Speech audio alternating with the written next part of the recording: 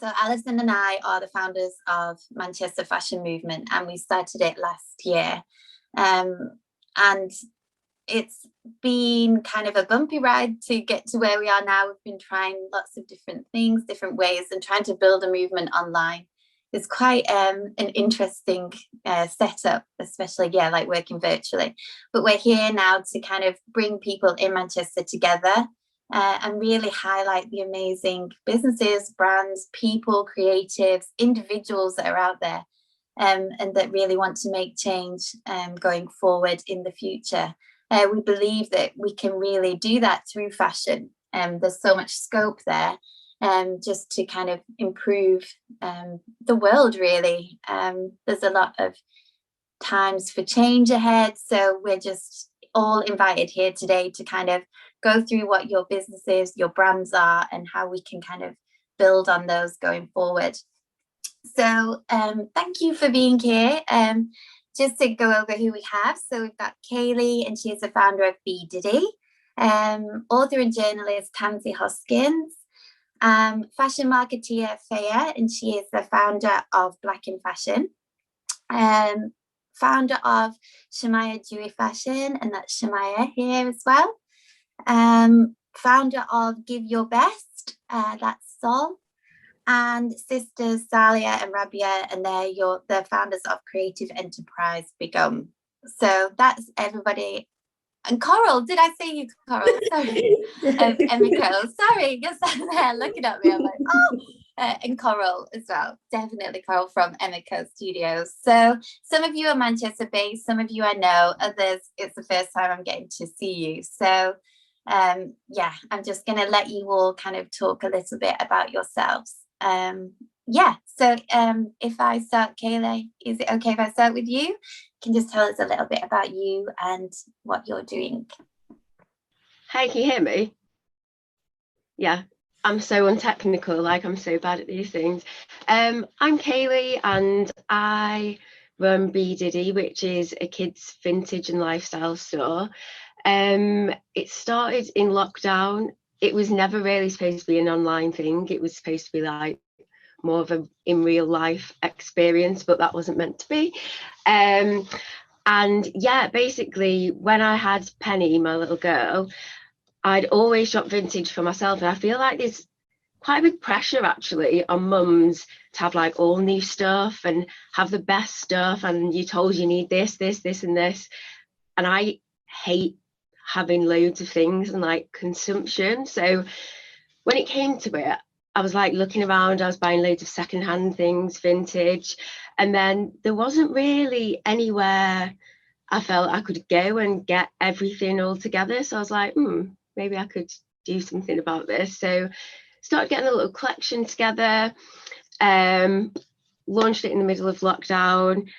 It's gone pretty well.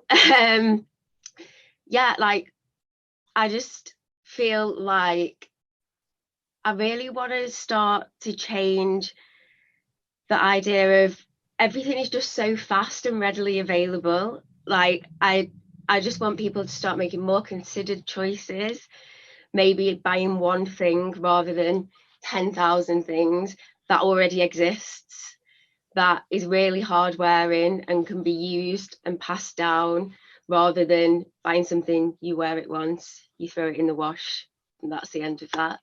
The brand also has a buyback scheme. So obviously kids grow at alarming rates. So I will then buy back stock that I have sold to then pass on to other children.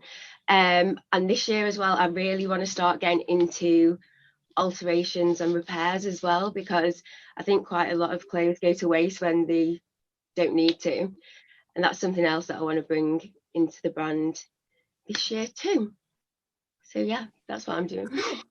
Thank you. And it has been going so well. Like we've been watching your brand and business, build, and it's just been amazing. But one thing I've always thought about you, Kaylee, is how supportive you are of others doing their thing, and I think that just speaks like volumes, and I just want to say that's just really nice to see. Yeah, I love that. I always try and like promote other brands that I like, or people doing cool things, and I quite like to think of the brand as I would hate it to come across as just me being like, I'm selling this and now I'm selling this. Like, I would want it to be like a nice little community where you can come and like learn things and maybe meet new people, and more than just like buying, selling.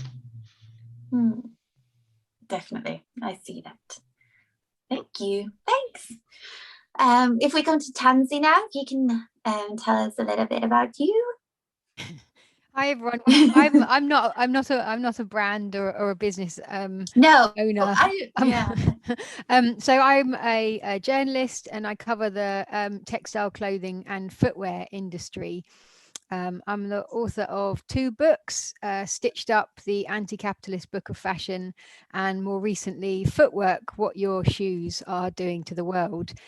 So I specialize in supply chain investigations, basically, and my focus is not like small like brands, but big brands like H&M and Gap, and like Primark, and the luxury brands as well, and just kind of exposing all of the things that they want to keep hidden about the fashion industry, because obviously we are presented with one image of the fashion industry, but the reality, as we all know, is that it's like a beautiful cake. It's all shiny and pretty pink icing on the outside, but the minute you take a knife and you cut into it, out comes the blood and rubble and oil and awful like climate impact and workers' rights and stuff. So yeah, my work is very much focused around like holding big brands to account.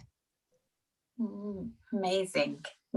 Thank you, Tansy. I'm really happy that you're here with us today, just to kind of, because I didn't just want it to be about brands. It's really important that we have every angle covered, which is why I wanted us to have such a far-reaching audience, hopefully, for today as well. So thank you. Thanks, Tansy. Thea, let's come to you. Let's hear from you, please. Hi everyone. Hi. So I'm Thea. I'm the founder of a company kind of like a platform called Black in Fashion UK. So basically based in Manchester, and our goal is to create a guideway, a pathway for young Black creatives within the North to enter the fashion industry.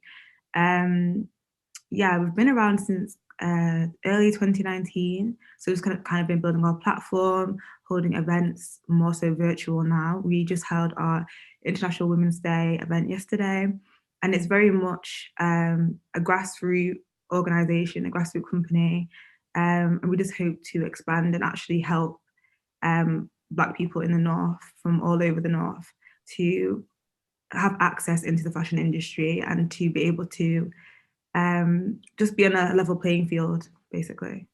Yeah. Amazing. Thank you. Thanks so much, Thea. I'm really happy that you're here with us as well, so thank you. Chamiah, let's come over to you. Hello. So I'm the founder of Chamiah Dewey Fashion, the sustainable and adaptive womenswear brand that aims to make dressing easier for women with disabilities and dwarfism. And I've gone down this route because I met a girl with dwarfism a couple of years ago, and worked with her quite closely for about a month. And in that time, she taught me a lot about the struggles that she has day to day that I never knew about. And she discussed kind of like her body structure and how it's different to average height people. And then in turn, kind of the struggles she has with clothing. And since researching it actually and speaking to lots of people with dwarfism, I've realized there really is like a struggle from all angles of clothing. And I just want to make clothing easier and more accessible to people. But in general, the clothing that I'll be launching in August is kind of for any woman. Anyone can wear it. We've got average height clothing and clothing for little people. But they're all kind of normal commercial styles, but they'll be fitted with adaptive fastening. So it just means that things will be slightly easier to wear. And this is to encourage kind of independent dressing and feeling empowered in your clothing, rather than restricted, because I think there really is a lack of adaptive clothing on the market. And the stuff that is out there is kind of normally more aimed at the older generations. and how mobility issues can come kind of as you get older. There's not much for younger girls that want to still be fashionable and comfortable in what they're wearing. So yeah, that's kind of what I'm doing. Oh, thank you. I just saw you just brought your book out, didn't you, recently? Yeah, so it's the world's first fashion template book for little people. Because I loved fashion template books when I was younger, and I'm sure lots of you did as well. And it just occurred to me that these people have never had that before. And I've had some really good feedback of people just saying that they've been waiting for this their whole life, and like their 10-year-old self is really excited. So it's really nice. So nice. Amazing. Thank you. Thanks, Chamiah. Coral, if we come over to you. Hi, I'm founder of Enrico Studios. It's a sustainable brand, children's brand, genderless, seasonless. We have no waste. All waste is made into new garments or toys for future projects. It came about from, I had my daughter in Hong Kong, and there wasn't much choice for children's clothing. It was all from fast fashion brands, and there was a lot of pink for girls, blue for boys. There was nothing in between. So yeah, it came about from that. We recently moved to Manchester, and yeah, it's just been building from that. I've started to work with dead stock garments too, making them into children's clothes, dead stock garments that are damaged with holes or stains. So I cut around that and make new life out of it. Yeah. Amazing. And I know recently you were looking for an employee to take on into your studio, which that's just so good. Like you start off as like a one person doing it, and already you're able to open up to kind of more employment. And I think, yeah, that's amazing. Yeah, it's been amazing. I found a mum, actually. She's a mum of 3 locally, so she's going to start next week, which is amazing. Oh, so good. Exciting. Thanks, Coral. Sol, if we come over to you, please. I've never met you before, or seen you, so it's really nice to meet you. So thanks. Yeah, absolutely. Hi, Camilla, and hi, everybody else. Like, your stories are also inspiring. I love it. I'm also not a brand or selling clothes, rather on the other side. So I'm the founder of Give Your Best, which is a non-profit who basically what we do is we offer a platform where women who are refugees or seeking asylum or have other types of precarious immigration status in the UK, they can shop our online catalogue of donated clothes for free. So basically what we do is we ask people to submit online all of the items that they have to donate. We turn them into a shop, and women who can't afford clothes can have a shopping experience and actually choose what they want to wear, which is something that in that community, choice is something that gets stripped very early on, and that sense of worth and dignity in donations and choosing what they want to wear rather than being given things that don't fit them or are not nice, etc. So basically what we do is we're kind of the mediators between those who've got clothes to donate and those who need them. So our organization was launched last September, which is very, very, very recently. And the first month was sort of like a pilot, kind of to see if this was going to work. I've been volunteering in this sort of like with charities, etc., supporting this community for a few years. And over the summer, I was volunteering with one household of women who were having a really, really difficult time throughout lockdown because they couldn't access any clothing.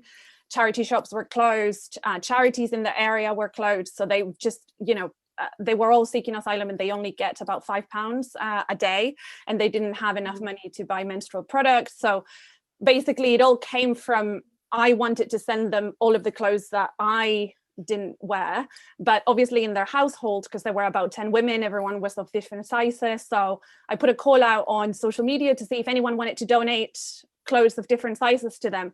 And I had so many people wanting to donate clothes to them and donate toiletries. And there was just such a wonderful energy of people wanting to help that I figured I need a system. I couldn't just send them, you know, just a bunch of random things. So I actually asked them, if I put photos of what we've got on an Instagram page and you choose what you want, would that work for you? And I remember one of the things that kind of cemented my wanting to do this as an organization was that I remember them saying, well, but don't worry about it. Like, don't go through the trouble of doing this for us. Whatever you give us, we're not going to say no. We're not in a position to say no to anything you want to give us. And I remember thinking, you know, as women, already so difficult sometimes to kind of assert ourselves and our decisions and our choices. And I thought, you're going to carry this, you know, feeling even through after you get your refugee status, because you've been worn down by the system to get to that point. And I thought, well, if we can start just, you know, one choice at a time of garment, even, you know, rather than being given whatever, you know, that might make a difference in your self-worth. And so that's kind of how it started. It started as an Instagram page. And now 5 months later, we have 45 women running this organization. We're all volunteering. I do it alongside my full-time job. Everyone else does as well. And we have a huge team, and we have over 300 women registered to shop with us. And we get new women registering every day. We've had over 3,000 items of clothing submitted for donation as well. And so we kind of sit at a very interesting intersection of female empowerment, refugee rights, but also fashion sustainability, because it's quite a meaningful way of donating your clothes, because you know exactly who it's going to.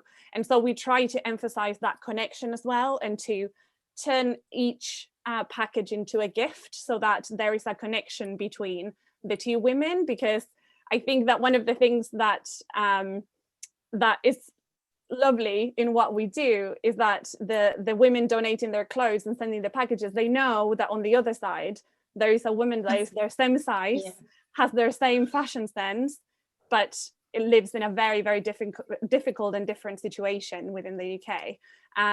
So yeah, that's what we do. Wow, that's amazing. That's so good. Like, obviously I've been following you on Instagram, and I was actually drawn to you originally because it was called Give Your Best, and I thought this is so interesting, because you know, when you hear a lot about, especially when items are donated to charity shops and charities, like people just kind of don't really care what they're giving. Like, it just gets given, tossed from when you've bought it, perhaps in fast fashion, and then you kind of sending it on like that quality. But I really loved the fact that it was Give Your Best, to almost think about what it has many different angles there. Exactly. And so we have like guidelines, and you know, we ask people to wash their clothes. And some of the feedback that we get from the community of women that we support is they just love the fact that when they get the clothes, they smell nice. And it's something that I would have never thought about, but they say, you know, when we get donations, they're dirty and they don't smell nice. And whenever we get packages from you, they always have like little chocolates and notes of support, and you know, and they always say it feels so nice to, even from someone who doesn't know me, to kind of support, you know, to know that they care, even, you know. And is it all women? Is it all women's things? Yes, it is. At the moment, we're focusing on women, because there are a lot of charities that focus on both sides, but there's nothing specifically catering to women's clothes and women's needs. And we offer free menstrual products as well for everybody who registers with us. So we offer also maternity and babies and children's clothes via a partner organization as well. So we want to continue expanding, but you know, we are just a group of volunteers doing this. So eventually we hope to be able to do more. But I mean, I think it's amazing what you're doing anyway. So I know we think it's so crazy, we all think about expanding and doing more and more, but sometimes it's like, do you know what we're doing is actually just really great? Like there's nothing wrong with ambition, but it's taken a life of its own anyway. It's expanding by itself, even without us doing very much. All we have to do is get more volunteers, because there's so much need. And also a lot of appetite from people to donate in a more meaningful way, because doing it through us, it takes a bit of extra effort. You know, it's not just, you know, you could either chuck the clothes away, which is the easiest thing to do. You could drop them off at a charity shop. That's also easier to do it through us, because we ask you to take a photo of it from the front, from the back, to send us, you know, information, to then ship it to the person, to put some care into the package. So obviously it's for, you know, people that actually want to make that effort. A difference. They're more, it's more involved, but I think that speaks a lot about perhaps how people are feeling now. I think, you know, coming out of COVID, coming out of this pandemic and being at home, we're just a lot more thoughtful perhaps, and more aware about things, but that we can come on to later. But thanks, Sol, so much for being here and talking us through what you're doing. So Saliha and Rabyia, if I just come to you two, Rabyia I've met before, but Saliha I haven't, so thank you. You're sisters, but in a different place. So So well, I'm based in Manchester. I'm Rabyia, and Saliha is in London. So I'll say a little bit about what we do, and maybe you can chip in a bit, Sal. Sounds good. So we've been established for quite a long time now, and the time's just really flown. So I think we started in about 2015, and our business is upcycling saris and other mostly South Asian fabrics. So oftentimes saris is about 9 meters of material, and a bit like Coral was saying earlier, or I think it might have been Coral, where there's a tear and there's a design process into kind of working around that tear, or there might be a stain, but the rest of the material is absolutely fine. So it's kind of, that's what started it, thinking about how we can upcycle this rather than a lot of these kind of discarded, otherwise beautiful discarded materials ending up in landfill. So we upcycle them into kind of kimono style jackets that are one size and they're unisex, and took them to festivals. So we did festivals for a few years, which has been really fun. And through that over the time, it's kind of just evolved. So we didn't even really have a term for it, but the kind of offcuts we always kept because they were just too beautiful to throw away. And then since then, we've used the offcuts to make bunting and also to make kind of scrunchies and hairbands and things. And like with time, learned that that's actually, there's like a name for that, and that's zero waste. So it's been quite a natural process, just that we're quite thrifty and considered about consumerism and trying to look after things, and especially like beautiful materials, rather than just like throwing off, like discarding things quite easily. Actually, you can work around it. So it's just been a really great process. And over time, our Instagram, we've been building that, but mostly we've been kind of physical. But then with the pandemic last year, we haven't been able to do our festival. So we have gone back to our Instagram a bit more, and thought about what we can do a bit differently. So just like around Christmas time, we decided to do these fabric wraps that are for gifting. So they're upcycled and they could be reused. So I guess our brand is mostly, it's all about kind of upcycling fabrics, avoiding things going to landfill, and just being quite creative about how we approach fashion and approach design, really. I think that's mostly it. Thanks. That just, you said everything quite thoroughly there. Just wanted to add, I think it's been great to see how things have evolved over time. As Rabyia said, we started off in about 2015, and it's really fantastic to hear about the platform that we have here and lots of other brands doing similar things, to kind of build in that collective. But also just to add that we're doing this alongside our full-time work, which it's completely different fields. I work in refugee and migration academia, so it's great to have that creative outlet as well, and help not just the environment but ethical standards as well, which we'll discuss soon, I'm sure. So thanks for the platform. It's great to be here.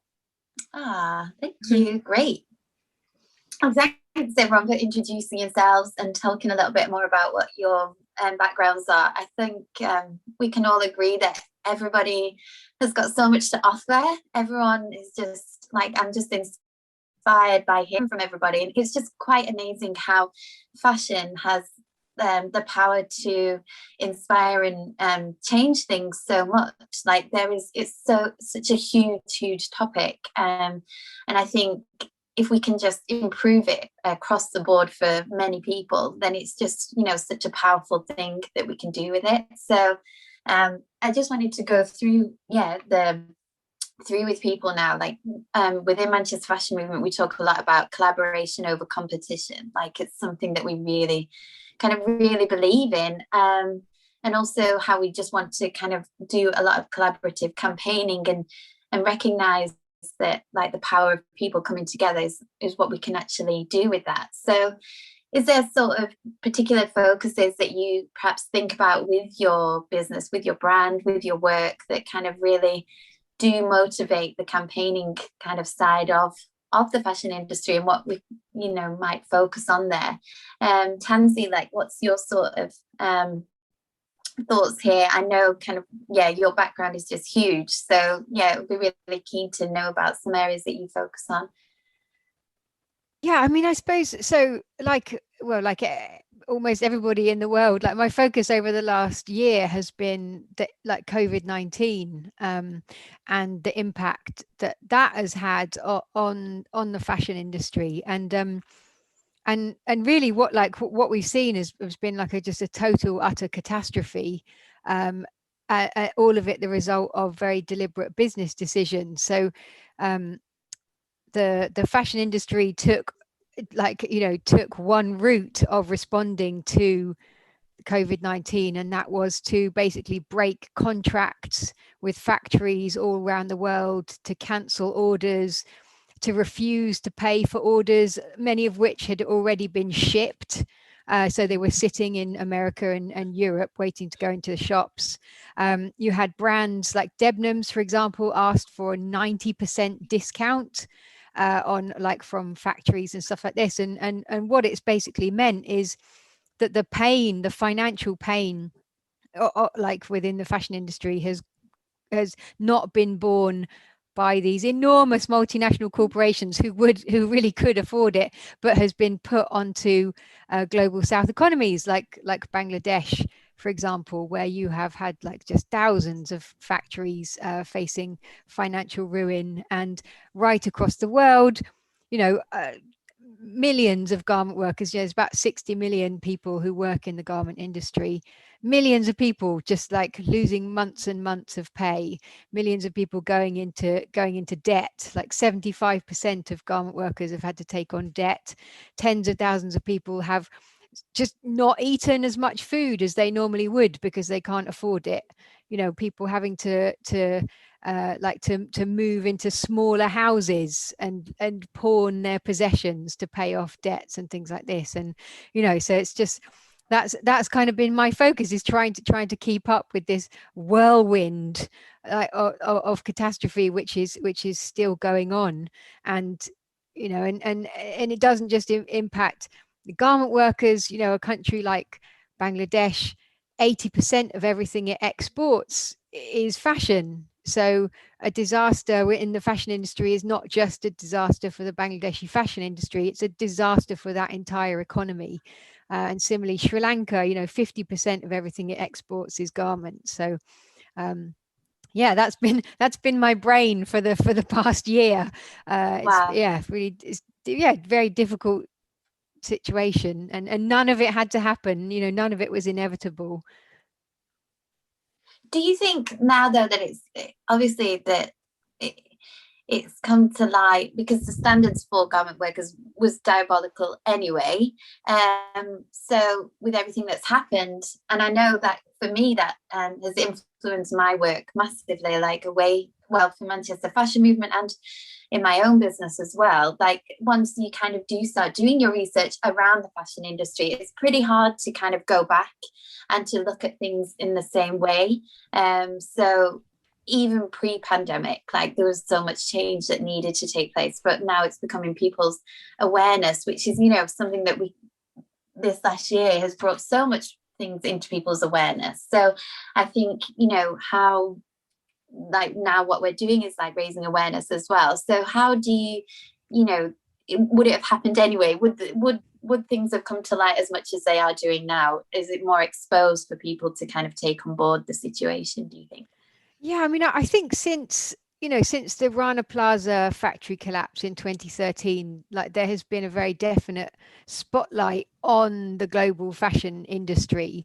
But, there were so many promises that were made after that disaster, after over 1,000 people were killed, so many promises about how we were now going to see like a fair and just, sustainable fashion industry.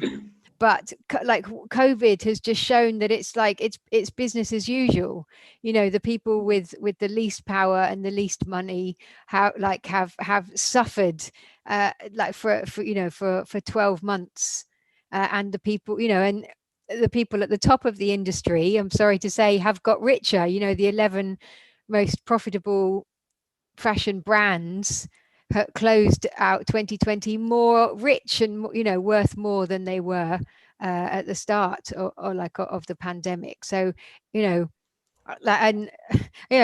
tragic because I agree with you. I don't think people are getting what they want from the industry. I don't think anybody wants it to be like this. You don't meet anyone in the fashion industry who really wants it to be like this. Nobody wants to be working in a job where they're causing people to starve, or where the workers in their supply chains don't have maternity leave or sick pay, or having to pay for their own COVID tests and all the rest of it. But the industry has the big brands haven't changed at all. It's absolutely business as usual.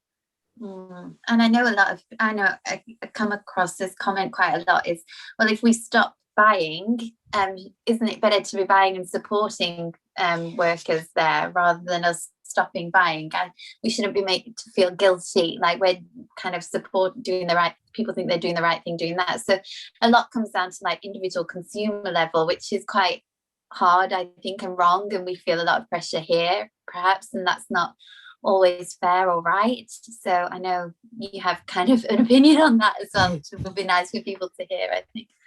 Yeah, I mean, obviously, I support people making the greenest and the fairest choice they can. I mean, obviously, that's a good thing to do. But I think what we mustn't do is let other major powers within the fashion industry off the hook. And I think we can't pretend that it's individual shoppers who have the power in the industry. It's just not true.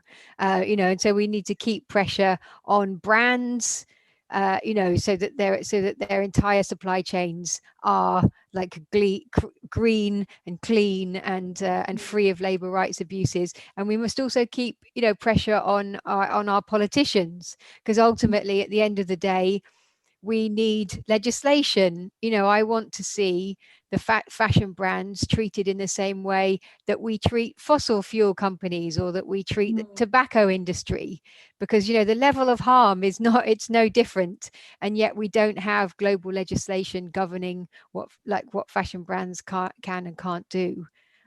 It's something that's starting to change. The European Union is looking at supply chain legislation. Germany's looking at supply chain legislation. There was a vote in Switzerland recently. But I think we have to keep our eye on the big prize here, and that is really having something to equal the balance between corporate power and the rest of us. And at the moment there isn't anything. Yeah, definitely. So there's things like the pay up campaign. That's something definitely that we can all kind of be a part of, because I think, you know, collectively that's one thing that we can all do here is challenge that way, I think. So yeah, I mean, I would just I mean that's the thing. I mean, public pressure is been the one thing that's got garment workers and factories paid during the pandemic. Like the hashtag Pay Up campaign has been global, it's been really powerful, it's mobilized millions of people, and you know, it's definitely worth getting involved with. You know, there's the Clean Clothes campaign in Europe, there's the Workers' Rights Consortium in America, there's Labour Behind the Label in this country. There's like, you know, so much to get involved with, definitely. Yeah, thanks Tansy, thank you. Faye, if we just come and chat with you for a little bit, I'll let you unmute. So how's your work been going during the pandemic as well, like things that have come to light for you, like what's been happening there, and what sort of how have you found it during this last sort of 12 months? Found it definitely quite difficult. So I'm also a uni student, so I'm in my final year. So it's kind of been balancing, obviously not going into uni at all, and just learning online completely, compared to actually going into uni. And from Black in Fashion, this kind of, I mean, at the beginning of last year, we were holding like a lot of events, and so a lot of our work is to actually work with the community. And one thing that we wanted to do was work with like younger people as well, possibly like going to schools and deliver lectures and just kind of help young people learn more about Black fashion history, which itself has a lot of links into sustainability. Me personally, I have Jamaican heritage, and one thing that I've been able to really research since last year was kind of like methods that my ancestors were using within fashion that were just naturally sustainable, using natural dyes, using natural methods of bleaching. And one thing that I kind of really wanted to do was research more into that and actually bring that as like a workshop to people, and just kind of show different alternatives. So with Black in Fashion, I kind of had to give it a bit of a pause just to kind of focus on uni, just focus on myself as well, like just kind of like make sure everything was okay so I could continue with Black in Fashion and to like give them all. But I guess as well, as Tansy was talking about, you know, holding major organizations accountable, that's one thing that we literally were just talking about last week with the team, was like how can we moving forward, especially within the summer, we want to start doing a lot more work on that and actually holding a lot more companies such as Boohoo, even, you know, that massive scandal that they did in Leicester, and a lot of the people working there were Black women, you know, from lower income backgrounds, and were getting paid below the minimum wage. So that's also one thing that we want to highlight and to show and to hold bigger brands accountable, which I'm looking forward to doing as I graduate, hopefully in the next few weeks. But What are you studying actually? I study fashion marketing, so very fashion based. Wow. Amazing. But to be doing all this while you're at university as well, I just think so inspiring, so amazing. And just I just know so many people will be looking like, like I can do this. And it's just so important that we kind of share our stories and get it out there for people to hear. And I think, like you say, like previously what our ancestors have done and how sustainable they have been and stuff, it was just natural way of being back then, whereas now there's such a shift there. And I think it is through education and just hearing about like different ways that we can do things is how we will kind of go forward, I think, hopefully. I did read a scary statistic, and it was that women working in the UK garment factories are 4 times as likely to die from COVID-19 than women in any other occupation. And it's just for like it's just so unfair and wrong. And I think it's just these messages that people need to hear about to kind of get their heads around, to kind of accept and understand. It's just crazy. It's really scary right now. I mean, even with COVID, when we look at a lot of the people that are listed as key or essential workers, again, you see the massive divide and how it's affecting the Black community and the Asian community as well. Like there's a massive disparity, you know, because a lot of our aunties and uncles and parents are the key workers. So yeah, it's definitely a very, very scary time. So that's kind of one thing that I've worked to make sure that, you know, I was actually taking time for myself just to kind of like deal with everything. And especially since like last summer, everything's just been like so crazy. So yeah, but going forwards, definitely excited to be doing a lot more work and like holding people accountable. Yeah. Great, amazing, Faye. Thanks so much. Thank you. I think, yeah, like definitely when you think of even myself, like how you have to think about yourself a little bit and all of this, because being able to like go forward with stuff, it is. And I think especially when you're working for yourself, doing your own thing, I know personally, like during this last year, I have thrown myself into work a little bit, and just, you know, it's been something that's been there and I've been able to like get behind, and it's given me the strength, I think, with everything that's happened, to recognize how strong we are. And as women like coming together, there's just so much scope there. And I don't know if it's we feel like often with the fashion industry that disconnect from what's happening, but now I feel more connected to people kind of out there like doing this work. And the garment work is like all these amazing skilled people that are out there, and it's just, you know, there's a lot to take away from this kind of last year, definitely. Kaylee, how have you been kind of developing your brand? Like what's been driving you? You know, I see you reposting a lot of things as well, and how that's kind of been influencing your work. For me, what I quite like is quite a lot of people message me and say, before I found you, I never considered buying anything secondhand. Like I would always just think, my child needs this, I'll go to H&M and buy it, until I came across you selling like vintage and secondhand things. So going forward, I want to be doing more events and in real life things. I want to start doing things like clothes swap events for children.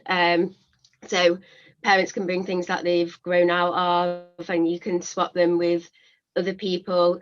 I just want to be working to a really like circular kind of fashion for children, because I just think as women and mums, there's so much pressure on you, and there's so much pressure to like have the best, be the best, do the best, and you know, like there's stuff out there already available. You don't have to be getting new things all the time. Like everything is just so fast and so readily available, and I just want to work more towards showing people that, you know, there's things out there that you can already have, like these things that you can repurpose. There's basically what we've been speaking about all day today, really, on this chat. But yeah, I am always sharing things. I'm always keeping up to date on what's going on in the fashion industry. Before I did this, I worked in fast fashion, so I've seen both sides of it, really. I think that's why I'm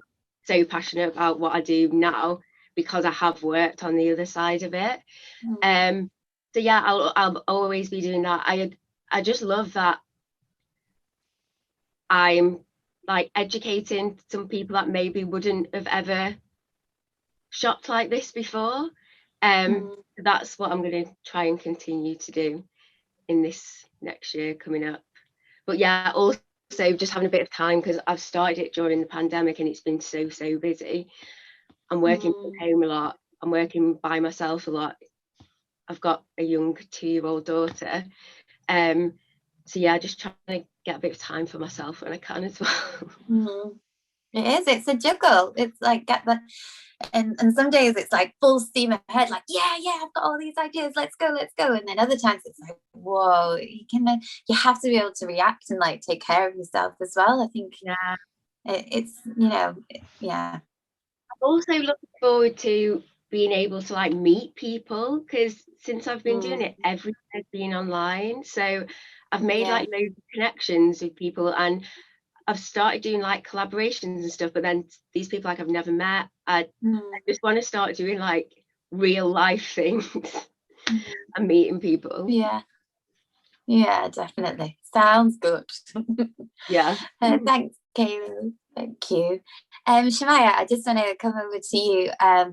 I was just looking on your Instagram page, and looking at the work. And so much of what I'm talking about today is about awareness raising, and for me, when I was just reading so many people that about their stories, and checking in with them, and just realizing there's so little that we take, that we don't understand, that we don't know. For little people, when they talking about they shop in children's clothing in Zara. There was one of your latest people that you were talking to. Sorry, I can't remember her name. And I just wanted to, get your thoughts on this, and how we can more, be raising awareness and just be more open to everything that's going on, and how you've been kind of developing that side. Yeah, thank you. When I started a couple of months ago properly, and I was obviously doing a lot of background research, I realized that there really is nothing out there at all, which is just it's crazy. Because there's, in the world, there's on average 650,000 of these people. There's 650,000 little people in the world. There's only one brand that I know of, which is a German brand, and they create clothing for little people. But other than that, there's nothing out there at all. And I know that some people shop in the children's section, but the more research I did, the more it became apparent that not everyone can do that. Because if you're a little person, but you're more on the plus size side of things, you're obviously not going to fit into children's clothing. And especially after you've had children and your body changes, things like that, as you get older and you hold on to weight more, it just doesn't, it's not an option for you. And like I've been discussing with some women on my Instagram lives and my podcast, once you've had children, you don't want to be shopping in the same section as your kids' clothes.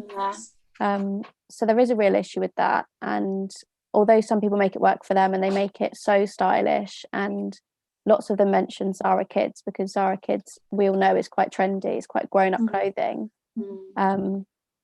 They make it work for them, they make it look amazing, and they're all so great for the way they kind of put outfits together. But then there are also women that just have nothing on offer. Lots of people with dwarfism also work with seamstresses, and their grandparents alter their clothes and things like that. And there also is an issue of the accessibility in terms of the affordability of this. And I've been speaking about sustainability and kind of the workers' rights and things like that, and kind of testing the market and putting questions on my stories and posting things to see how much people know. And it's become really apparent to me that loads of people have no idea. And the girls that shop in Zara Kids, I have to kind of battle with myself slightly, because I don't agree with Zara and the big fashion brands, and I don't agree with fast fashion at all. But then this is kind of their only option sometimes. And when they have got to pay for alterations, sometimes that's the most affordable thing, and the most accessible. So there is a real disconnect with them and the kind of sustainable side of things. So I think part of my job is to really educate people. And when my clothing launches in August, it's giving them the option to buy sustainable clothing or more sustainable clothing, because I don't know if clothing can ever really be massively sustainable. But we need to have an option, and I'm going to be looking at producing everything in the UK as much as possible to minimize carbon footprint, and using biodegradable fabrics, and doing everything I can my end, so that they can buy clothing with the knowledge that it's come from somewhere good, and I have that knowledge as well, that they're able to buy something that's not so harmful. But there is a real disconnect, and there's a real lack of research and reaching out to people who are in some of the brands that do sell clothes for little people. People aren't that welcoming, and there's no knowledge that people are willing to help you out with. So I've really just had to do everything from the bottom up. So it's a long journey, but it's really rewarding, I think. Wow. Thank you. So it's amazing. And there's so much that, we're ignorant to. And I just think every kind of chance that we get to kind of hear someone's story, someone's, you know, background, someone, you know, it's just every time we can take something from it. And that's one thing that I think about clothing, is the amount of people that we can reach, because everybody has an experience of who we can reach today. Everyone has, you know, we're sat here in our clothing. That's one thing that unites so many of us. So there's, you know, so many people we can reach with what we're talking about today. So yeah, thanks, Chamiah. Thank you. Sol, if we just come over and have a little chat just about, like picking up from where you were talking before, and kind of what your plans are, and how people can actually kind of donate to you as well. Because I think what is, like you say, that makes it so special is, you know, it's almost like you're getting a pen pal, you know, when you're at school and you write pen pals, and you're developing that relationship with people, and just passing your clothing on. There's something really personal about it, and I just think it's so special. And also along the same lines of raising awareness as well, we're kind of also currently in the process of putting more and more information out there, because people come to us from different avenues. So if you come to us because you want to donate your clothes more sustainably or more meaningfully, and don't know very much about refugee rights, then come via that avenue, but stay to learn about refugee rights. If you come because you want to support refugee women, great, but then also learn about sustainability. So in the past few weeks, we welcomed into the team 2 researchers, one on the sustainability side and one on the refugee rights side. So they're both starting to produce content. So we've kind of like started to put more information into our blog. We're doing a series interviewing women from the community that we support, because we want to raise awareness of also their situation, but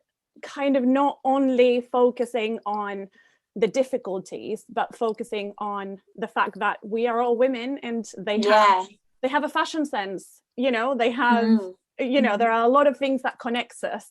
And what we're trying to do with this kind of more meaningful donation, or gifting, as we would like to call it, is creating that connection. As you say, it's kind of like having a pen pal, but you know, just giving that support through an item of clothing, but also through the notes that women send to them, and, you know, all of the little extra efforts that they go through in their packages. It just means so much to the community that we're supporting. You know, we get messages every single day talking about, you know, when they receive their items. We get photos of them wearing it, you know, and we can see a very clear sort of evolution in the people that shop with us.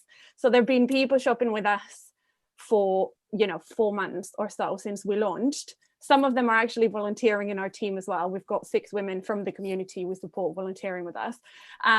But you can really see that at the beginning, when we first get people shopping with us, we have to be very encouraging to tell them, you can choose whatever you want, and they'll just choose one thing and feel like, oh no, I just need this one thing.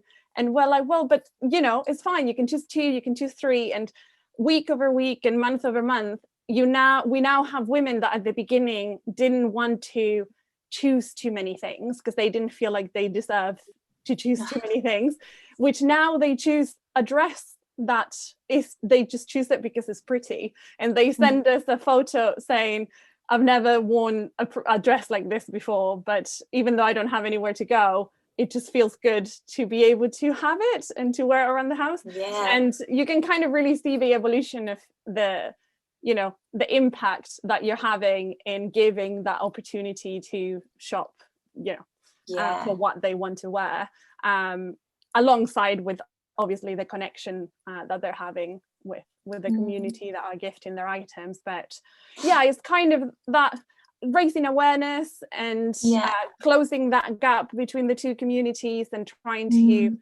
enhance understanding of their situation, and also of the similarities that we all have. So we've organized a couple of Zoom meetings where we invited everybody, and we had like 30 people coming from both communities, and it was so lovely to see like people that had donated clothes meeting the people that had their clothes. Wow. Kind of thing.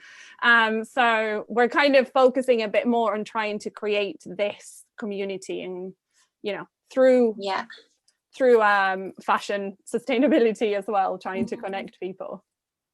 I think so many of us have mentioned the word community, and I think it is about building like your little community, and then that kind of sort of builds out further. And I think as women, that is something that's definitely like our strength. I would say, like, I'm going to talk about like our strengths and stuff, and personally, and how that kind of needs to be more present and more around. I think just how we start with our own little communities, and then they just kind of seem to build, and that's just so much energy there from people, and that's what I keep seeing and hearing from everyone. And Coral, like your story of what happened in Hong Kong and like what was available for children, how has your kind of community, like now you're able to offer work to somebody else? I just think that's such a kind of lovely and amazing thing that you're able to do now. And it's grown a lot, I guess, since you were in Hong Kong, and how different it was perhaps there to kind of being here now. I actually started, I wanted to have Enrico Studios sustainable because before I lived in Hong Kong, I had the opportunity to work in Bangladesh. I was a garment technologist, and this was actually a year before the Rana Plaza collapsed. Wow. And so, I experienced the devastation firsthand. I was in a factory, and this was during Eid, they locked the doors on the workers and said, you can't leave until you get this order completed. I asked a lot of questions to my boss, and it was all very hush-hush, and I ended up leaving the company because I was so embarrassed that I wasn't educated on this.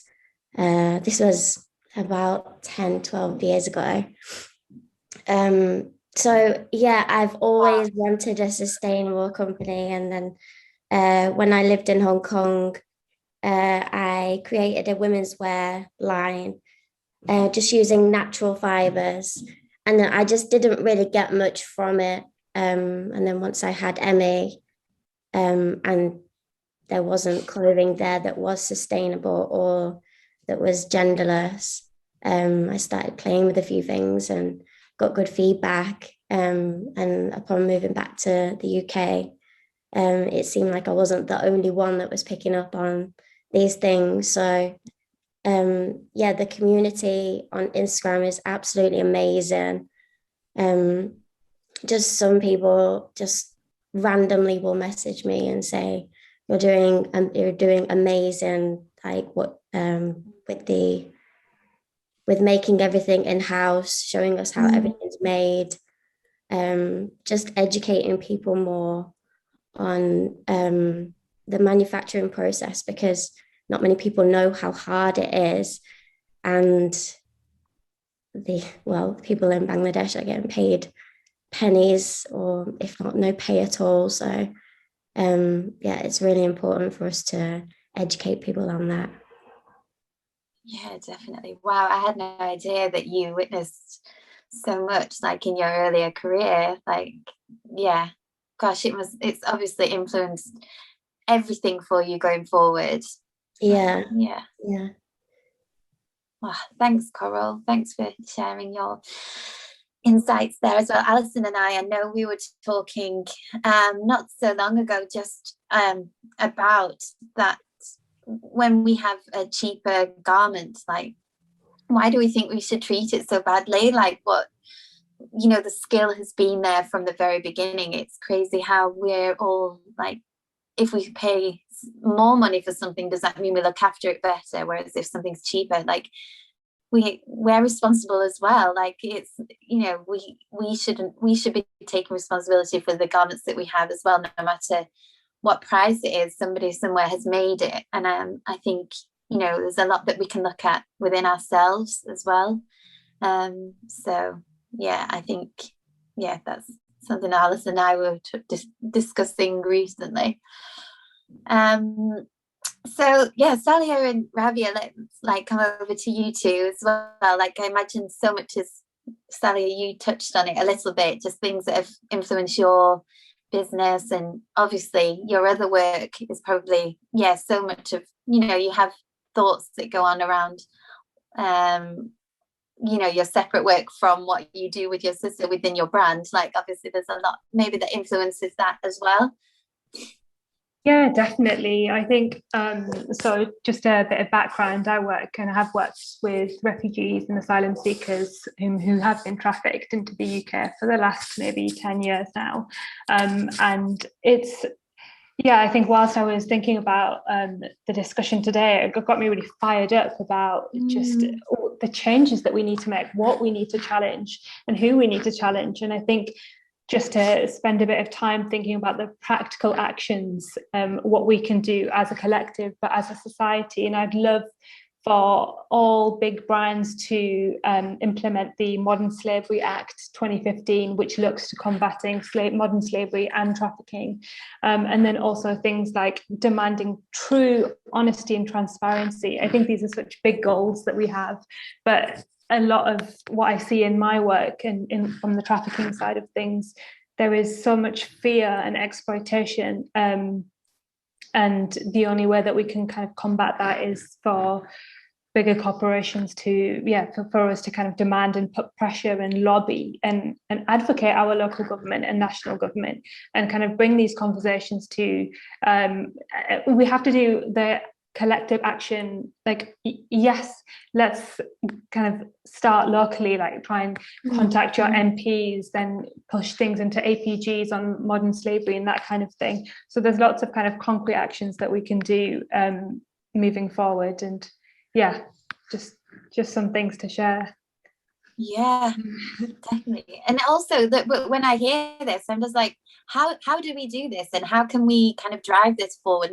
What can people be doing now if they watch this? How do we move forward with this? And open to Tansy as well. How, there's so many kind of places that we want to make change. How can we do that as an individual? Yeah, definitely. I know that Tansy mentioned some campaigns, some Clean Clothes campaign being one. I mean, just from a personal level, I think now more than ever, we need to push for the rights of marginalized and vulnerable communities, not just further afield in the global south, but what we have on our doorsteps here in the UK. I think Ifeya mentioned what's happening in Leicester as well. So we need to make noise. And one of the concrete ways that we can do that is contacting your local MP and pushing that forward, because we need to make noise here for it then to kind of transpire. I'm not sure if others wanted to add anything in particular of other campaigns. And the Clean Your Clothes campaign is definitely one. Yeah, if anybody wants to share any kind of just discussion now, just come, you can just all speak up. You don't have to be waiting for me to come to you. But yeah, anybody wants to share anything right now just around influencing behavior and campaigning, and how we can kind of, what areas you're focusing on? Just one final thing from me before otherwise I'll go off. But another kind of practical way is that we can really urge brands to pay a living wage to all workers in their supply chain, both here in the UK and in Europe and beyond. And a really practical way we can do this is not just pushing, but we can advocate this, and we can advocate for the human rights due diligence across the board. So that's something that I feel really passionate about and would urge everyone here and everyone watching to do. Great, thanks, Saliha. Thank you. Rabyia, did you want to say anything there? You came on. Just to kind of back up what's been mentioned, I think sometimes there's clear evidence of problems with the industry and with garment workers abroad, but I think sometimes there is this othering of, this is something that's happening far away. But I think even the statistic that you mentioned earlier, Camilla, about female garment workers in this country and how COVID's impacted them. And obviously this intersects with other challenges, and we've seen like huge health and social care inequalities that are perpetuated by COVID-19. So yeah, I think, as well as doing this great work and being advocates for garment workers in the global south, which I have an affinity with, that's where my ancestors are from. And even now, we see this kind of like this legacy of colonization that's continuing. But I think also in this country, it's like Black and brown workers in particular. In Leicester, we've seen these health and social inequalities across, but it's not just, it's across different intersecting groups of society. Yeah. So I think it's important to kind of just bear that in mind when we do our advocacy work, that we consider further afield, but also close to home. Yeah, I think that's such a definite point. Thanks, Rabyia, thank you.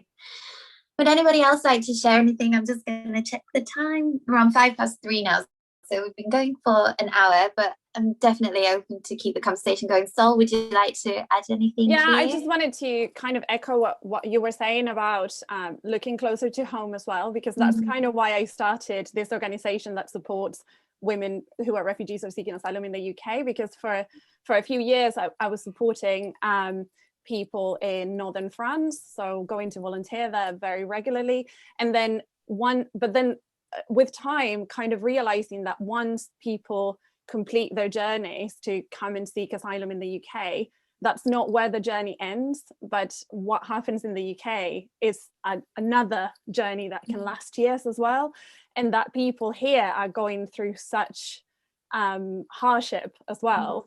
And I feel like when you talk to people about either, fast fashion or the refugee crisis, they seem like such big issues that we as one person, we don't know what to do, and it can feel so frustrating not knowing how to make a difference.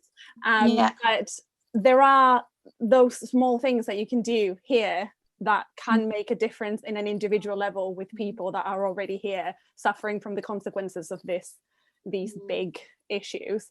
And these people are not just headlines, right? It's kind of like humanizing that part of it as well, that makes a big difference in the connection that you make with this issue as well. So yeah, small things that people can do, like back petitions or take part in campaigns, even if it's online, and people might think that online doesn't make that much of a difference, but it really, really does. Donate your clothes more consciously and more meaningfully.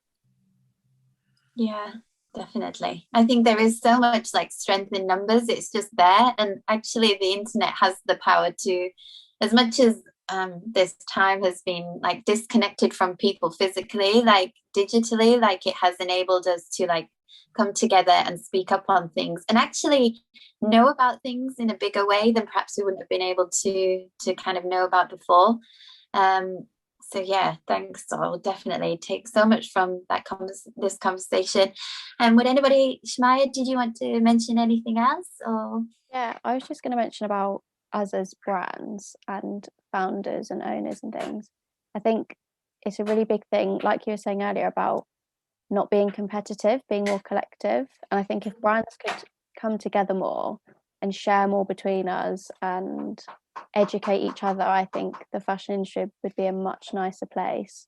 And if the big brands especially weren't so competitive, fashion wouldn't be so fast, and there wouldn't be so much of it, and there wouldn't be so much consumerism on like a buying side of it, because people compete a lot to be kind of the newest looks and really trendy and whatnot.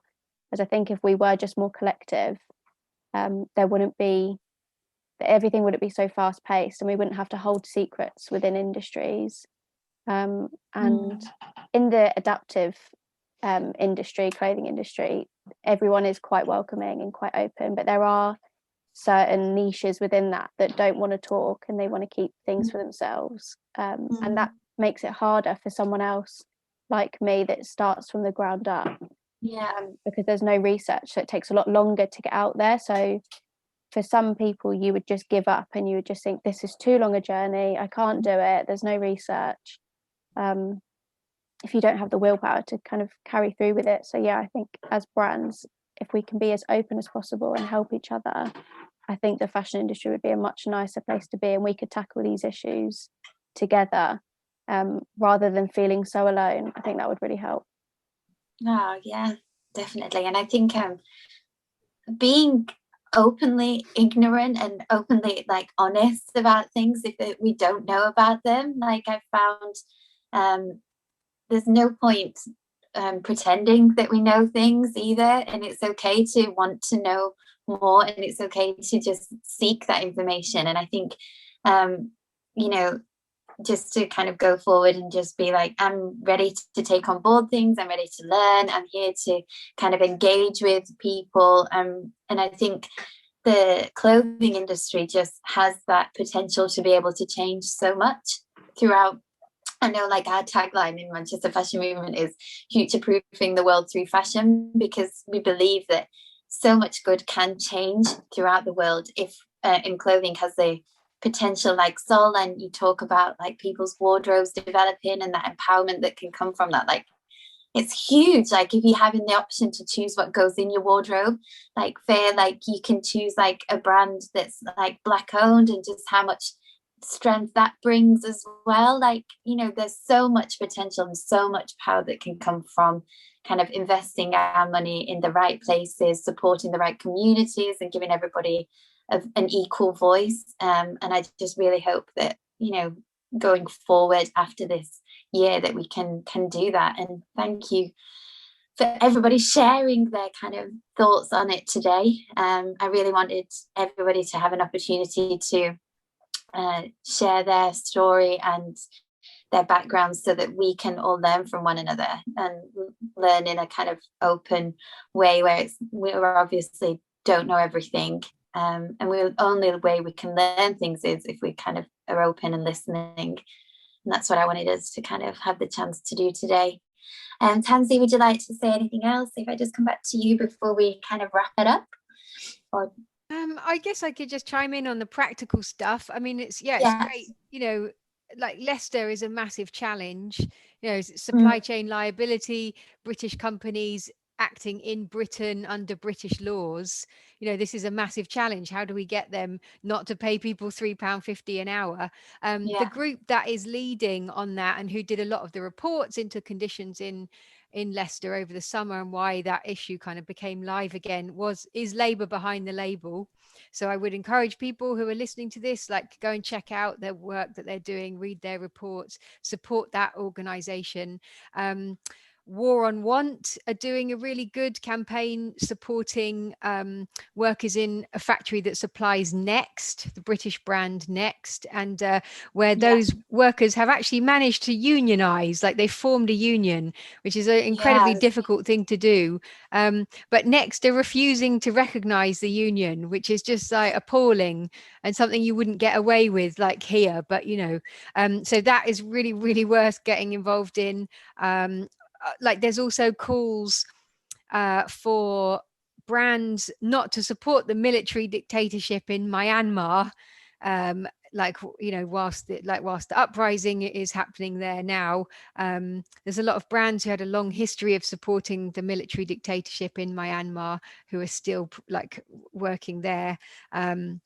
So there's just so much going on. And then, of course, the pay up, hashtag pay up campaign, which is very global, and has managed to get some enormous multinational corporations to honor their contracts. So yeah, the more people can do, the better. And, you know, and everyone has a different role to play. You know, like, we can use social media, we can write to MPs, we can write articles, make documentaries, you know, form ethical brands, all have conversations, run free shops, all of this stuff. Like, you know, we just have to make sure, like, we don't forget the people behind the clothes, right? And that we shout this stuff from the rooftops if necessary. Definitely. I think that's so important. Just don't forget, every time when we put on a garment, like somebody somewhere has made that, and I think we should never underestimate the value of that, no matter what price the piece of clothing cost. And yeah, thanks so much, Tansy, and thank you everyone for being here today. I've really taken a lot from this conversation, and I think overall the message is like, choose to challenge, and always do, and don't be afraid to kind of remember that we always can choose to challenge. And as a woman, like, I feel like I can get behind any woman that is doing that, and I give you the strength to do that as well, because it's a pretty special thing that we can do. So I'm going to make sure I choose to challenge to be heard, just my little self. So thank you so much everyone for being here, and hopefully I hope you do feel part of Manchester fashion movement, because it is something that we are really trying to grow, and for people to get behind and know that everybody can be involved in it, because it's a movement for everybody that has the potential to take people on their own journey as well. So thank you everyone, and have a good rest of Sunday. Thanks. Bye. Thank you.